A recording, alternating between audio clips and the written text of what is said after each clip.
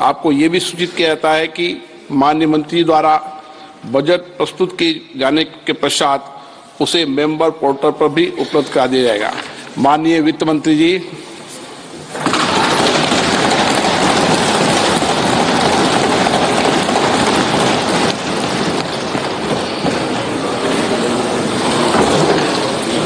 Honorable Speaker, I present the interim budget for 24-25.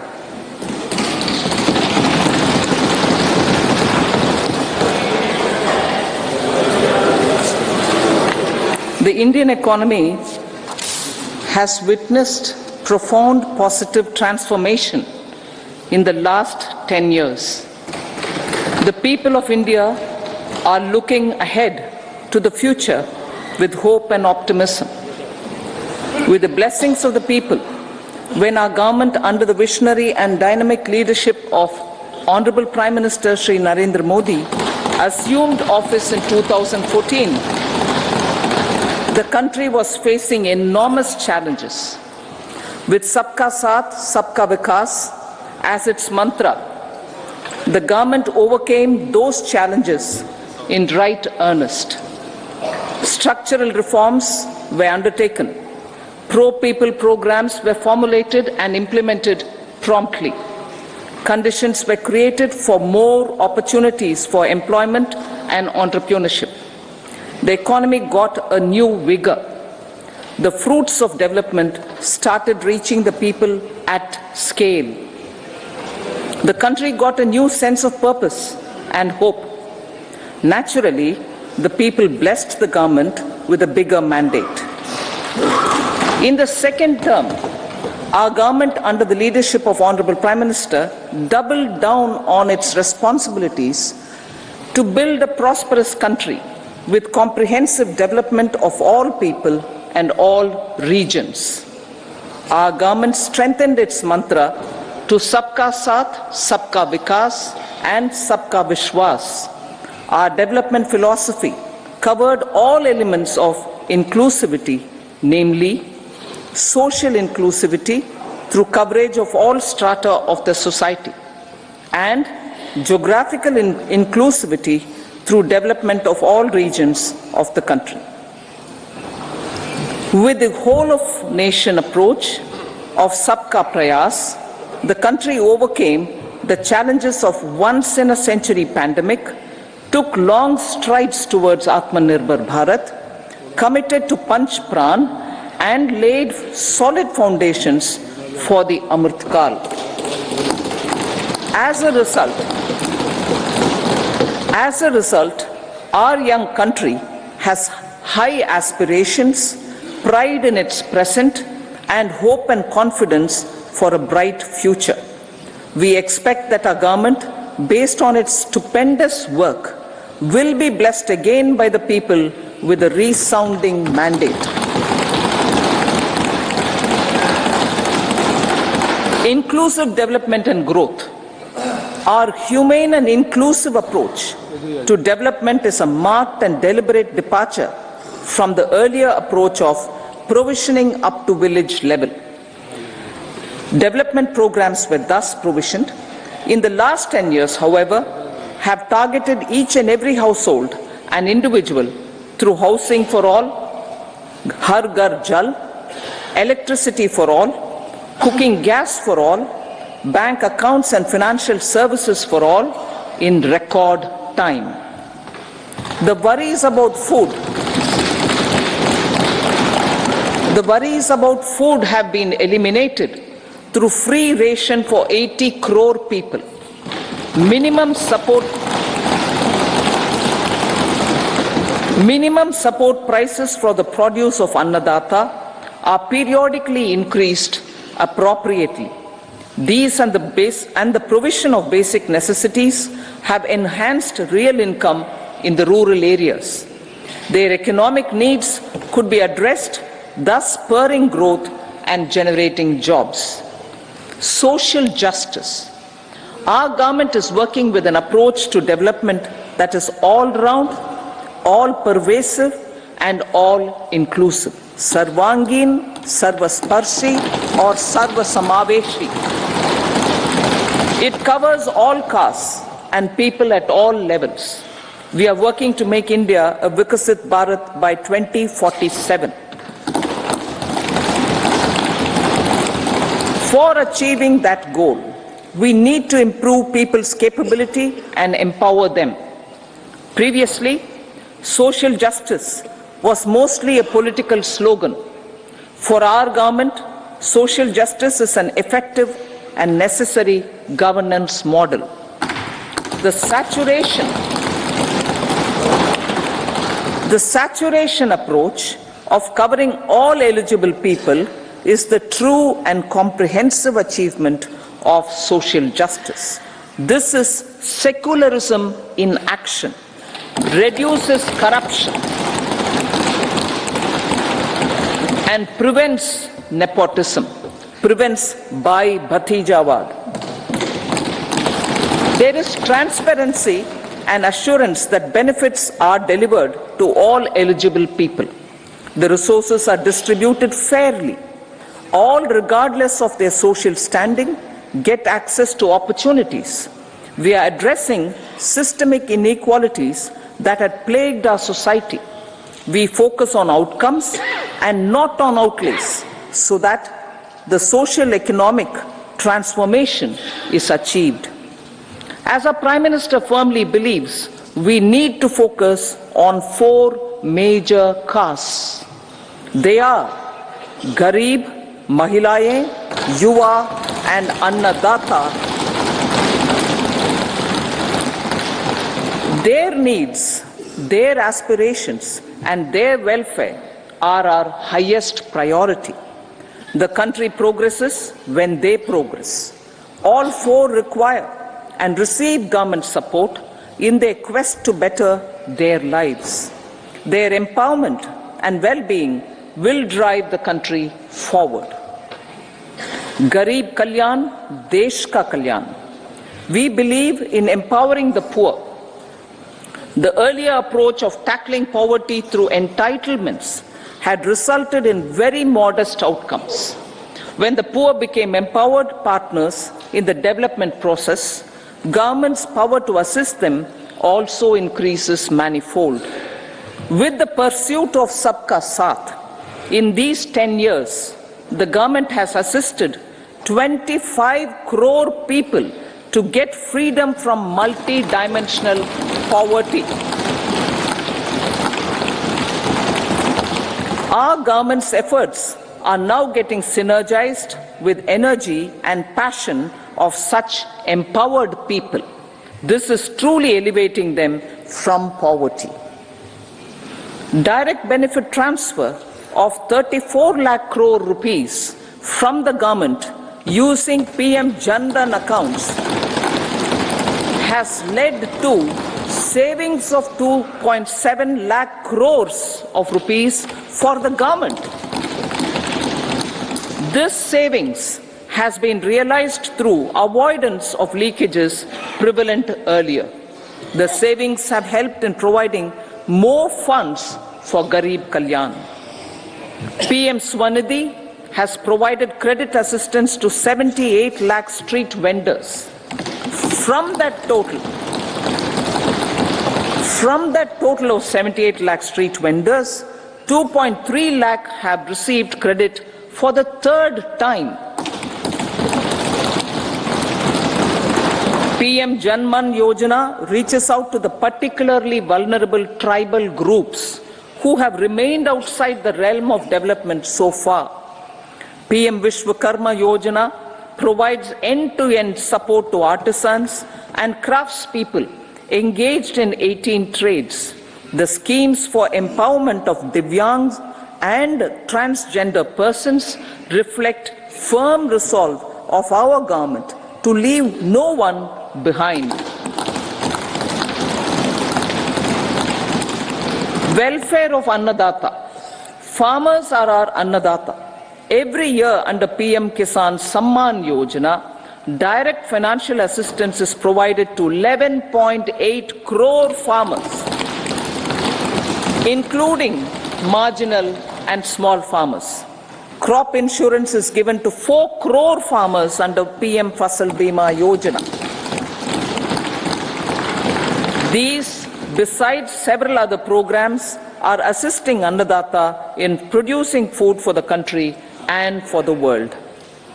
Electronic National Agricultural Market has integrated 1,361 mandis and is providing services to 1.8 crore farmers with trading volume of 3 lakh crores of rupees.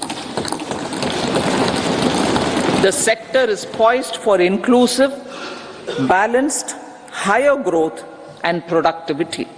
These are facilitated from farmer-centric policies, income support, coverage of risks through price and insurance support, promotion of technologies and innovations through startups. Empowering the Amrit PD, the Yuva. Our prosperity depends on adequately equipping and empowering the youth. The National Education Policy 2020 is ushering the transformational reforms. PM Schools for Rising India, PM Shri, are delivering quality teaching and nurturing holistic and well-rounded individuals. The Skill India mission has trained 1.4 crore youth, upskilled and reskilled 54 lakh youth, and established 3,000 new ITIs. A large number of institutions of higher learning, namely 7 IITs, 16 triple ITs, 7 IIMs, 15 AIMS, and 390 universities have been set up. PM Mudra Yojana has sanctioned 43 crore loans aggregating to 22.5 lakh crores of rupees for entrepreneurial aspirations of our youth. Besides that, Fund of Funds, Startup India and Startup Credit Guarantee schemes are assisting our youth. They are also becoming Rozgar Data. The country is proud of our youth scaling new heights in sports. The highest ever medal tally in Asian Games and Asian Para Games in 2023 reflects a high confidence level.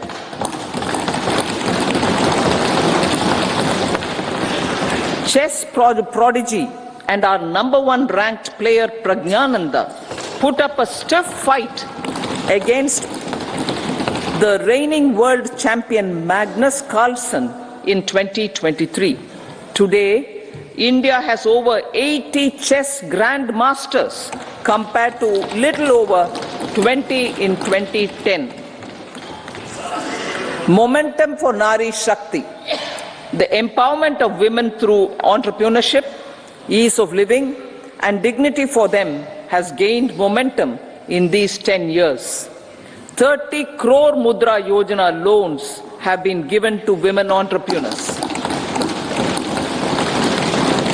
Female enrollment in higher education has gone up by 28% in 10 years.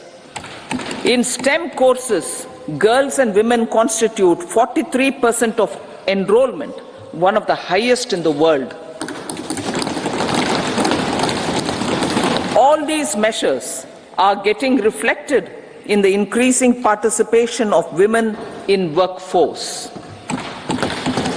Making triple talaq illegal, reservation of 1/3 seats for women in the Lok Sabha and state assemblies, and giving over 70% houses under PM Awas Yojana in rural areas to women, and giving over 70% houses under PM Awas Yojana in rural areas to women as sole or joint owners have enhanced their dignity. Exemplary track record of governance, development and performance. Besides delivering on high growth in terms of gross domestic product, the government is equally focused on a more comprehensive GDP, that is, governance, development, and performance. Our government has provided transparent, accountable, people-centric, and prompt, trust-based administration with citizen-first and minimum government, maximum governance approach. The impact of all-round development is discernible in all sectors. There is macroeconomic stability, including in the external sector. Investments are robust. The economy is doing well. People are living better and earning better, with even greater aspirations for future. Average real income of the people has increased by 50%. Inflation is moderate. People are getting empowered, equipped, and enabled to pursue their aspirations. There is effective and timely delivery of programs and of large projects. Economic management. The multi-pronged economic management over the past 10 years has complemented people-centric, inclusive development. Following are some of the major elements. 1.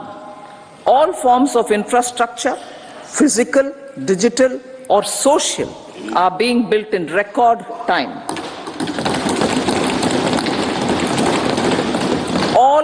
Number 2, all parts of the country are becoming active participants in economic growth. Number 3, digital public infrastructure, a new factor of production in the 21st century, is instrumental in formalization of the economy. Number 4, goods and services tax has enabled one nation, one market, one tax. Tax reforms have led to deepening and widening of tax base. Number 5, strengthening of the financial sector has helped in making savings, credit, and investments more efficient. Number 6, GIFT, IFSC, and the Unified Regulatory Authority, IFSCA, are creating a robust gateway for global capital and financial services for the economy. Number 7, proactive inflation management has helped keep inflation within the policy band. Now the global context, Honorable Speaker, sir. Geopolitically, global affairs are becoming more complex and challenging with wars and conflicts. Globalization is being redefined with reshoring and friendshoring, disruption and fragmentation of supply chains, and competition for critical minerals and technologies. A new world order is emerging after the COVID pandemic. India assumed the G20 presidency during very difficult times for the world.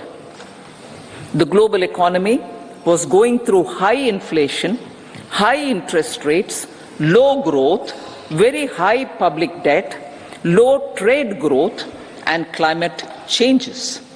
The pandemic has led to a crisis of food, fertilizer, fuel, and finances for the world, while India successfully navigated its way.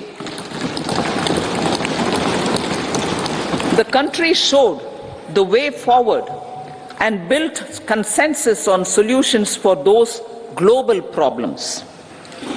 The recently announced India-Middle East-Europe economic corridor is a strategic and economic game changer for India and others. In the words of Honorable Prime Minister, the corridor, and I quote, will become the basis of world trade for hundreds of years to come, and history will remember that this corridor was initiated on Indian soil. Unquote. Vision for Vikasit Bharat. Our vision for Vikasit Bharat is that of prosperous Bharat in harmony with nature, with modern infrastructure, and providing opportunities for all citizens and all regions to reach their potential. With confidence arising from strong and exemplary track record of performance and progress, earning Sabka Vishwas, the next 5 years will be years of unprecedented development and golden moments to realize the dream of developed India by 2047. The trinity of demography, democracy, and diversity backed by Sabka Prayas has the potential to fulfill aspirations of every Indian. As Honorable Prime Minister in his Independence Day address to the nation mentioned, I quote, "There is no dearth of opportunities, as many opportunities as we want. The country is capable of creating more opportunities. Sky is the limit," unquote. Strategy for Amrit Kal. Our government will adopt economic policies that foster and sustain growth, facilitate inclusive and sustainable development, improve productivity, create opportunities for all, help them enhance their capabilities, and contribute to generation of resources to power investments and fulfill aspirations. Guided by the principle, reform, perform, and transform, the government will take up next generation reforms and build consensus with the states and stakeholders for effective implementation. It is an important policy priority for our government to ensure timely and adequate finances, relevant technologies, and appropriate training for the micro, small, and medium enterprises, MSMEs, to grow and also compete globally. Orienting the regulatory environment to facilitate their growth will be an important element of this policy mix. Aligning with the Panchamrit goals, our government will facilitate sustaining high and more resource-efficient economic growth. This will work towards energy security in terms of availability, accessibility, and affordability. For meeting the investment needs, our government will prepare the financial sector in terms of size, capacity, skills, and regulatory framework. Aspirational Districts Program. Our government stands ready to assist the states in faster development of aspirational districts and blocks, including generation of ample economic opportunities.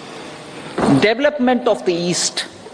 Our government will pay utmost attention to make the eastern region and its people a powerful driver of India's growth.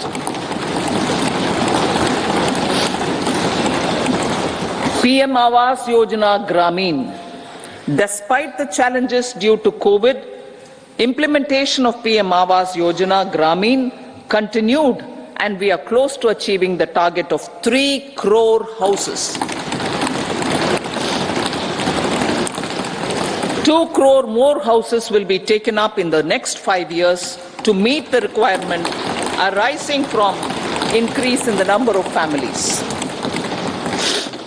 Rooftop solarization and Muft Bijli. Through rooftop solarization, 1 crore households will be enabled to obtain up to 300 units free electricity every month. This scheme follows the resolve of Honorable Prime Minister on the historic day of consecration of Sri Ram Mandir in Ayodhya. Following benefits are expected.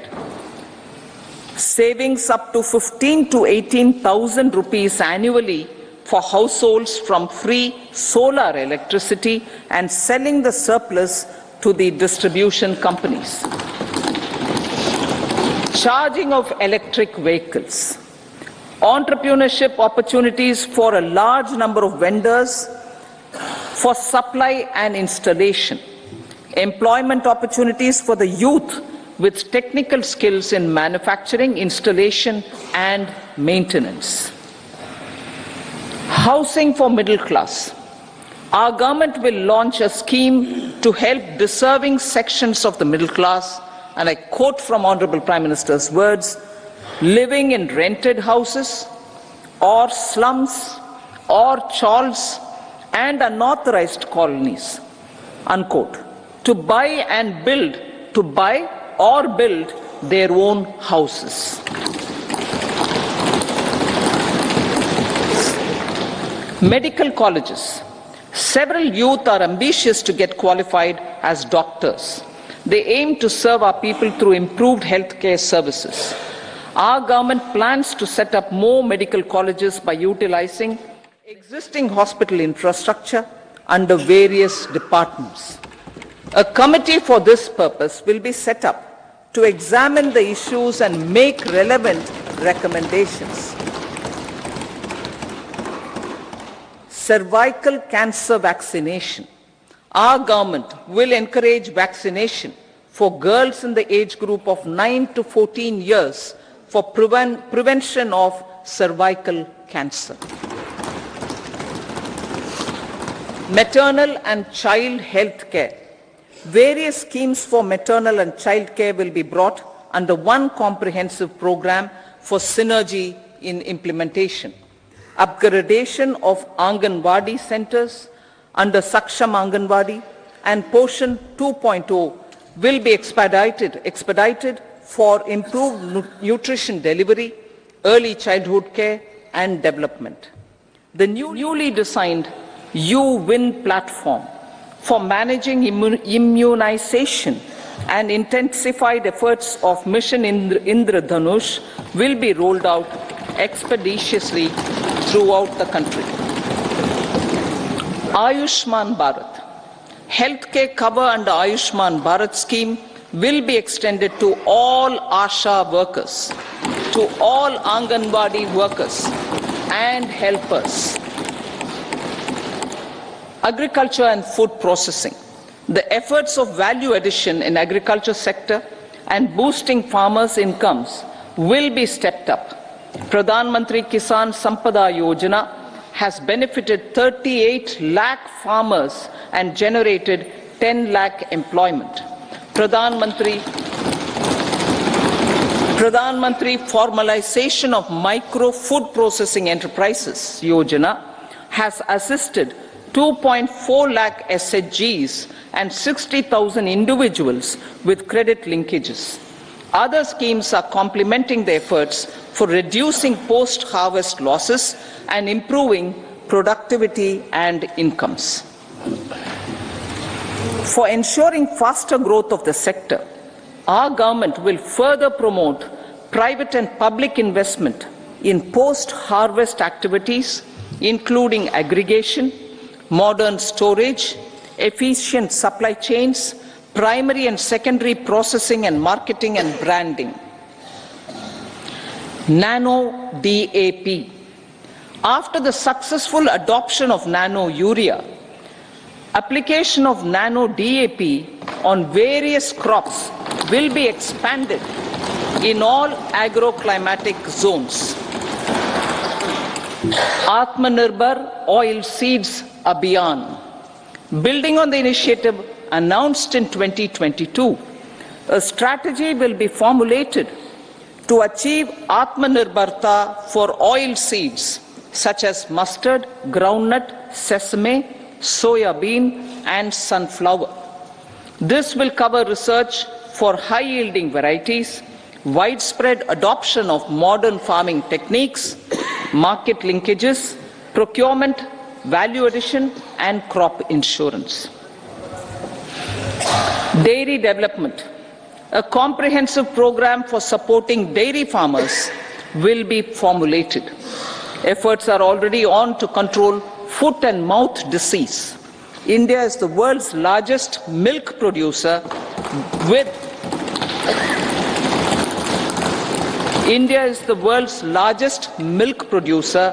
but with low productivity of milch animals. The program will be built on the success of existing schemes such as Rashtriya Gokul Mission, National Livestock Mission, and infrastructure development funds for dairy processing and animal husbandry. Matsya Sampada. It was a government which set up a separate department for fisheries, realizing the importance of assisting fishermen. This has resulted in doubling of both inland and aquaculture production. Seafood exports since 2013-14 has also doubled. Implementation of Pradhan Mantri Matsya Sampada Yojana will be stepped up to 1.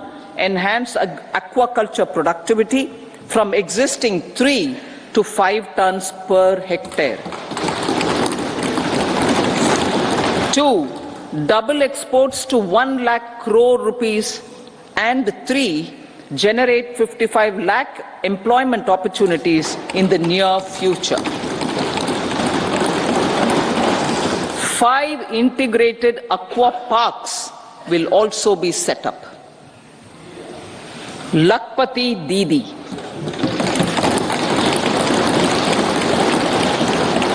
83 lakh SHGs. 83 lakh SHGs with 9 crore women are transforming rural socio-economic landscape with empowerment and self-reliance. Honorable Speaker said, their success has assisted nearly 1 crore women to become Lakpati Didi already. They are an inspiration to others. Their achievements will be recognized through honoring them. Buoyed by the success, it has been decided to enhance the target for Lakpati Didi from 2 crores to 3 crores.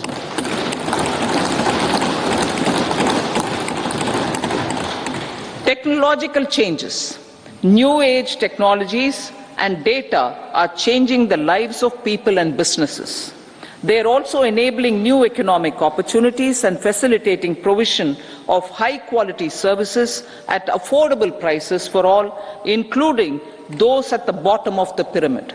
Opportunities for India at the global level are expanding.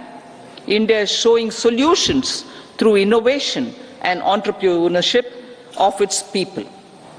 Research and innovation for catalyzing growth, employment and development. Prime Minister Shastri, Prime Minister Lal Bahadur Shastri gave the slogan of Jai Jawan, Jai Kisan. Prime Minister Vajpayee, Atal Bihari Vajpayee ji, made that Jai Jawan, Jai Kisan, Jai Vigyan. Prime Minister Modi has furthered that to Jai Jawan, Jai Kisan, Jai Vigyan and Jai Anusandhan, as innovation is the foundation of development. For our tech-savvy youth, this will be a golden era. A corpus of 1 lakh crore rupees will be established with 50-year interest-free loan provided. The corpus will provide long-term financing or refinancing with long tenors and low and or nil. I repeat that sentence. The corpus will provide long-term financing or refinancing with long tenors and low or nil interest rates. This will encourage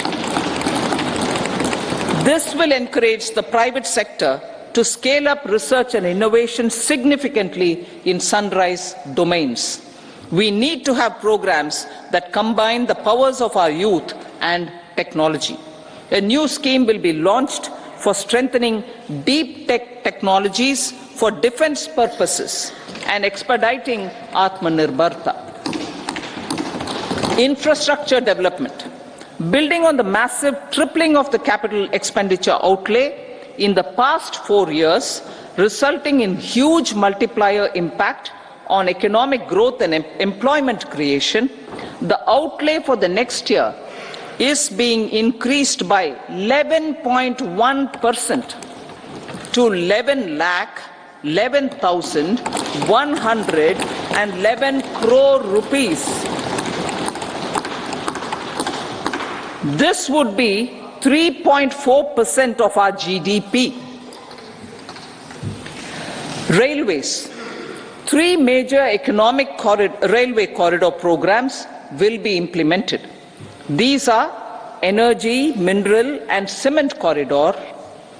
Number 2, port connectivity corridors.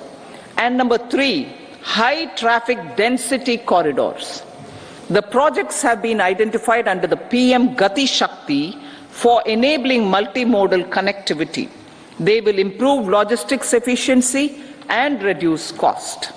The resultant decongestion of the high traffic corridors will also help in improving operations of passenger trains, resulting in safety and higher travel speed for passengers. Together with dedicated freight corridors, these 3 economic corridor programs will accelerate our GDP growth and reduce logistic costs.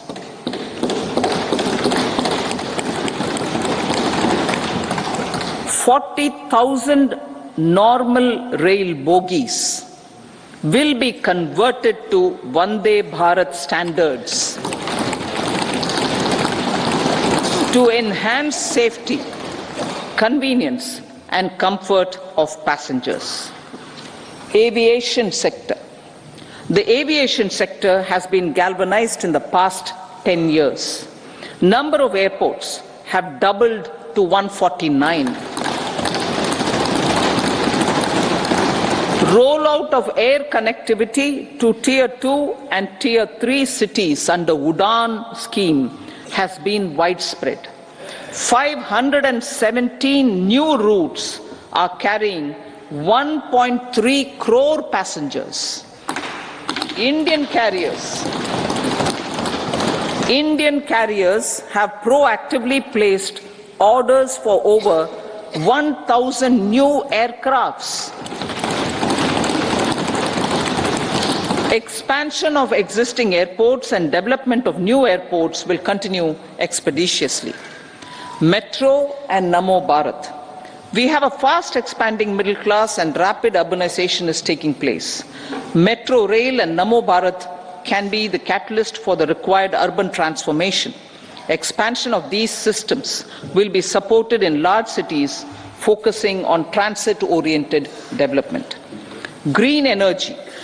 Towards meeting our commitment for net zero by 2070, the following measures will be taken. Viability gap funding will be provided for harnessing offshore wind energy potential for initial capacity of 1 gigawatt. Coal gasification and liquefaction capacity of 100 metric tons will be set up by 2030. This will also help in reducing imports of natural gas, methanol and ammonia. Phased mandatory blending of compressed biogas in compressed natural gas for transport and piped natural gas for domestic purposes will be mandated. Financial assistance will be provided for procurement of biomass aggregation machinery to support collection. Electric vehicle ecosystem. Our government will expand this and strengthen the e-vehicle ecosystem by supporting manufacturing and charging infrastructure. Greater adoption of e-buses for public transport networks will be encouraged through payment security mechanism. Biomanufacturing and biofoundry. For promoting green growth, a new scheme of biomanufacturing and biofoundry will be launched. This will provide environment-friendly alternatives such as biodegradable polymers, bioplastics, biopharmaceuticals, and bio-agri inputs. This scheme will also help in transforming today's consumptive manufacturing paradigm to the one based on regenerative principles. Blue Economy 2.0. For promoting climate resilient activities for Blue Economy 2.0, a scheme for restoration and adaptation measures and coastal aquaculture and mariculture with integrated and multi-sectoral approach will be launched. Comprehensive development of tourist centers. The success of organizing G20 meetings in 60 places presented diversity of India to global audience. Our economic strength has made the country an attractive destination for business and conference tourism. Our middle class also now aspires to travel and explore. Tourism, including spiritual tourism, has tremendous opportunities for local entrepreneurship. States will be encouraged to take up comprehensive development of iconic tourist centers, branding and marketing them at global scale. A framework for rating of the centers based on quality of facilities and services will be established. Long-term interest-free loans will be provided to states for financing such development on matching basis. To address the emerging fervor for domestic tourism, Honorable Speaker, sir, projects for port connectivity, tourism infrastructure, and amenities will be taken up on our islands, including Lakshadweep. This will help in generating employment also. Promoting investments. The FDI inflow during 2014 to 23 was $596 billion, marking a golden era. That is twice the inflow during 2005 to 14. For encouraging sustained foreign investment, we are negotiating bilateral investment treaties with our foreign partners in the spirit of First Develop India. FDI is First Develop India. Reforms in the states for Vikasit Bharat. Many growth and development enabling reforms are needed in the states for realizing the vision of Vikasit Bharat. A provision of 75,000 crore rupees as 50-year interest-free loan is proposed this year to support those milestone-linked reforms by the state governments. Societal changes. The government will form a high-powered committee for an extensive consideration of the challenges arising from fast population growth and demographic changes. The committee will be mandated to make recommendations for addressing these challenges comprehensively in relation to the goal of Vikasit Bharat. Amrit Kal as Kartavya Kal. Our government stands committed to strengthening and expanding the economy with high growth and to create conditions for people to realize their aspirations. Honorable Prime Minister, in his Independence Day address to the nation in the 75th year of our Republic, said, and I quote, "We commit ourselves to national development with new inspirations, new consciousness, new resolutions as the country opens up immense possibilities and opportunities. It is our Kartavya Kal." Unquote. Every challenge of the pre-2014 era was overcome through our economic management and our governance. These have placed the country on a resolute path of sustained high growth. This has been possible through right policies, true intentions, and appropriate decisions. In the full budget in July, Honorable Speaker, our government will present a detailed roadmap for our pursuit of Vikasit Bharat.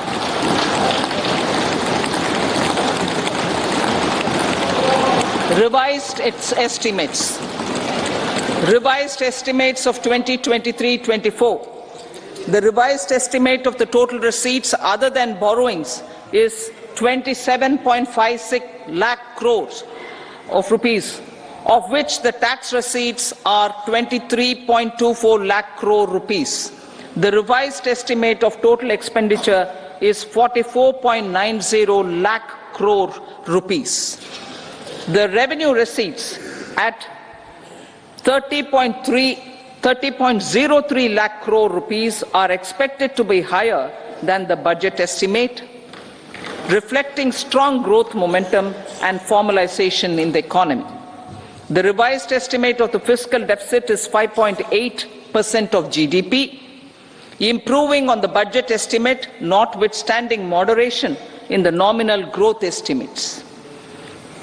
Budget estimates for 2024-25. Coming to the year 2024-25, the total receipts other than borrowings and total expenditure are estimated at 30.80 and 47.66 lakh crore rupees respectively. The tax receipts are estimated at 26.02 lakh crore rupees.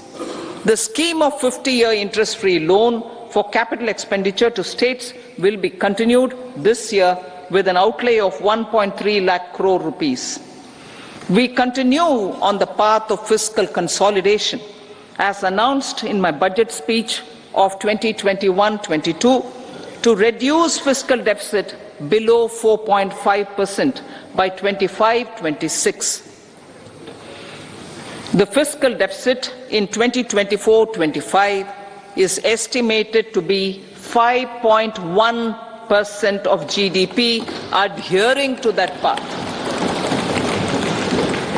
So the gross and net market borrowings through dated securities during 24-25 are estimated at 14.13 lakh crore rupees and 11.75 lakh crore respectively.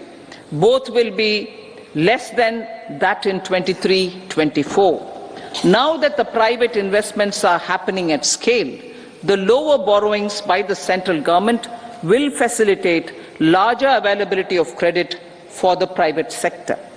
Vote on account. I'll be seeking vote on account approval of the Parliament through the appropriation bill for a part of the financial year 2024-25. I will now move to Part B. Honourable Speaker, sir, over the last 10 years, the direct tax collections have more than trebled and the return filers swelled 2.4 times. I would like to assure the taxpayers that their contributions have been used wisely for the development of the country and welfare of its people. I appreciate the taxpayers for their continued support. The government has reduced and rationalized tax rates. Under the new tax scheme, there is now no tax liability for taxpayers with income up to 7 lakh rupees, up from 2.2 lakh rupees in the financial year 2013-14. The threshold for presumptive taxation for retail businesses was increased from 2 crores to 3 crores. Similarly, the threshold for professionals eligible for presumptive taxation was increased from 50 lakh rupees to 75 lakh rupees. Also, corporate tax rate was decreased from 30% to 22% for existing domestic companies and to 15% for certain new manufacturing companies. Honourable Speaker, sir, in the last 5 years, our focus has been to improve taxpayer services. The age-old jurisdiction-based assessment system was transformed with the introduction of faceless assessment and appeal, thereby imparting greater efficiency, transparency, and accountability. Introduction of updated income tax returns, a new Form 26AS, and pre-filling of tax returns have made filing of tax returns simpler and easier. Average processing time of returns has been reduced from 93 days in the year 2013-14 to a mere 10 days this year, thereby making refunds faster. Indirect taxation. By unifying the highly fragmented indirect tax regime in India, the GST has reduced the compliance burden on trade and industry. The industry has acknowledged the benefits of GST. According to a recent survey conducted by a leading consulting firm, 94% of industry leaders view the transition to GST as largely positive. According to 80% of the respondents, it has led to supply chain optimization, as elimination of tax arbitrage and octroi has resulted in disbanding of checkposts at the state and city boundaries.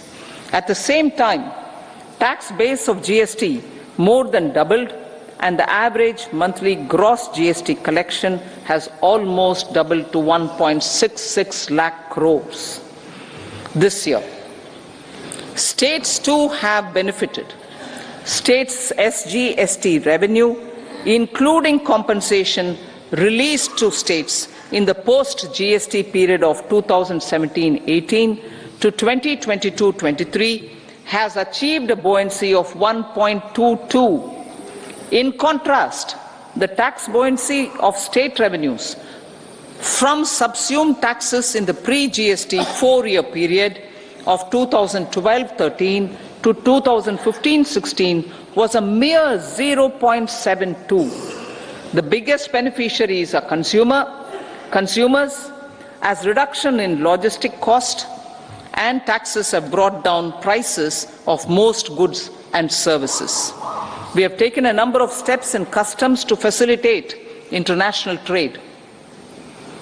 As a result, the import release time declined by 47% to 71 hours at inland container depots, by 28% to 44 hours at air cargo complexes, and by 27% to 85 hours at seaports over the last 4 years since 2019, when the national time release studies were first started.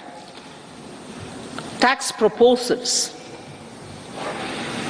As for tax proposals, in keeping with the convention, I do not propose to make any changes relating to taxation and propose to retain the same tax rates for direct and indirect taxes, including import duties.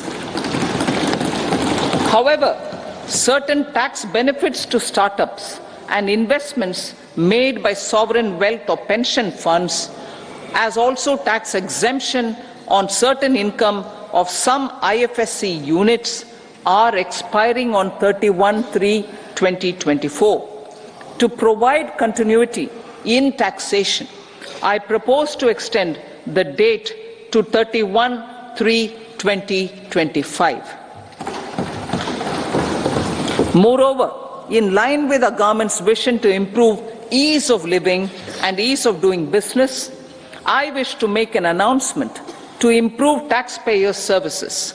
There are a large number of petty, non-verified, non-reconciled or disputed direct tax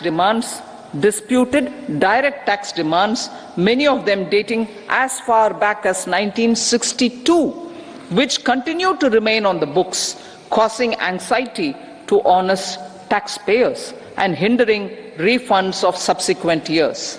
Honorable Speaker, sir, I propose to withdraw such outstanding direct tax demands up to 25,000 rupees pertaining to the period up to financial year 2009-10 and up to 10,000 rupees for financial years 2010-11 to 2014-15. This is expected to benefit about 1 crore taxpayers. 1 crore taxpayers would benefit out of this. Economy then and now. In 2014, when our government assumed the reins, the responsibility to mend the economy step by step and to put the governance systems in order was enormous. The need of the hour was to give hope to the people, to attract investments, and to build support for the much needed reforms. The government did that successfully, following a strong belief of nation first. The crisis of those years has been overcome, and the economy has been put firmly on a high, sustainable growth path with all-round development. It is now appropriate to look at where we were then. I repeat, it is now appropriate to look at where we were then till 2014 and where we are now, only for the purpose of drawing lessons from the mismanagement of those years. The government will lay a white paper on table of the House.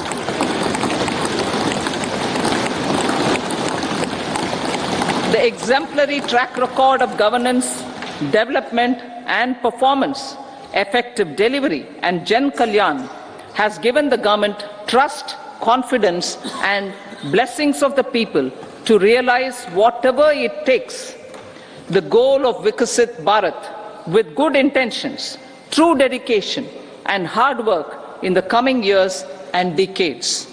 With this, Honorable Speaker, I commend the interim budget to this august House. Jai Hind.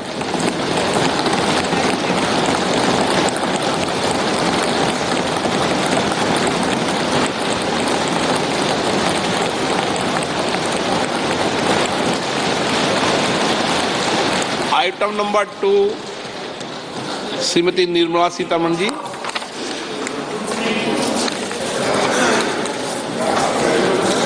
So, with your permission, I rise to lay on the table the following statements under Section 3(1) of the Fiscal Responsibility and Budget Management Act 2003, Medium-Term Fiscal Policy cum Fiscal Policy Strategy Statement and Macroeconomic Framework Statement. Item number 3, Srimati Nirmala Sitharaman ji. Sir, with your permission, I rise to move for leave to introduce the Finance Bill 2024.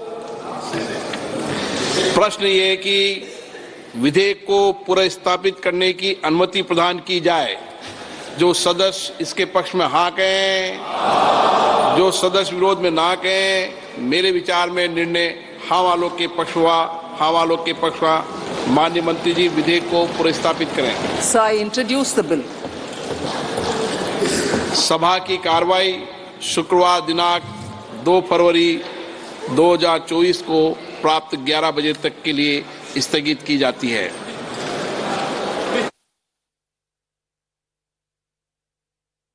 तो इस वक्त की बड़ी खबर 7 लाख तक आय वाले कर मुक्त हैं। इनकम टैक्स भरने की प्रक्रिया में जो रिफंड जारी करने में तेजी आई है, इनकम टैक्स स्लैब में कोई बड़ा बदलाव नहीं हुआ है। तो आयकर दाताओं को फिलहाल कोई राहत इस बजट पे नहीं मिली, लेकिन बहुत सारी चीजों पर जिन पर फोकस रहा, महिलाओं पर अच्छा खासा फोकस इस बजट में रहा। काफी राहत उनको कई मामलों में दी गई। एजुकेशन के क्षेत्र में अगर हम बात करें, जिसको लेकर बातचीत हो भी रही थी, उम्मीद भी जताई जा रही थी कि कुछ बड़े ऐलान हो सकते हैं, उसमें किया गया। अगर हम महिलाओं के स्वास्थ्य से जुड़ी बातों का जिक्र करें, जिनका बजट में निर्मला सीतारमण ने जिक्र किया, उनमें आपको बता दें स्वास्थ्य के क्षेत्र में कई हजार मेडिकल कॉलेज देश में आने वाले सालों में खुलेंगे।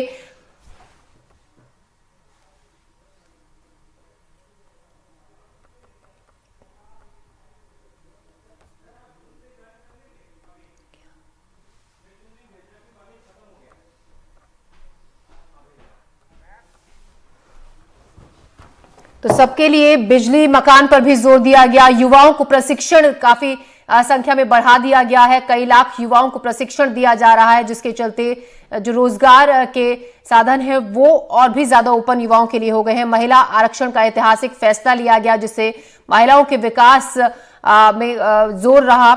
लोगों की आमदनी बढ़ी है, जनता सशक्त हुई है। पिछले कुछ सालों में जिस तरह की नीतियां सरकार की तरफ से बनाई गई, तय समय में सभी बड़े प्रोजेक्ट्स पूरे हुए, ये भी जिक्र किया गया। उच्च शिक्षा में महिलाओं की भागीदारी और संख्या बढ़ी है। ज्यादा से ज्यादा मेडिकल कॉलेज आने वाले समय में खुलेंगे। मिशन इंद्रधनुष टीकाकरण का भी जिक्र हुआ, जिसमें तेजी लाई जाएगी। उसके हिसाब से सर्वाइकल कैंसर वैक्सीनेशन मुफ्त में लगाया जाएगा 9 से 14 साल की लड़कियों को। तो सर्वाइकल कैंसर से मुक्ति आने वाले सालों में मिलेगी देश को, जिसके मामले तेजी से बढ़ भी रहे हैं। Ayushman Bharat scheme for all Asha workers के लिए इसका भी जिक्र यहां पर निर्मला सीतारमण ने अपने भाषण में किया। सौर ऊर्जा को बढ़ावा देने की योजना पर भी अच्छा खासा जोर सरकार का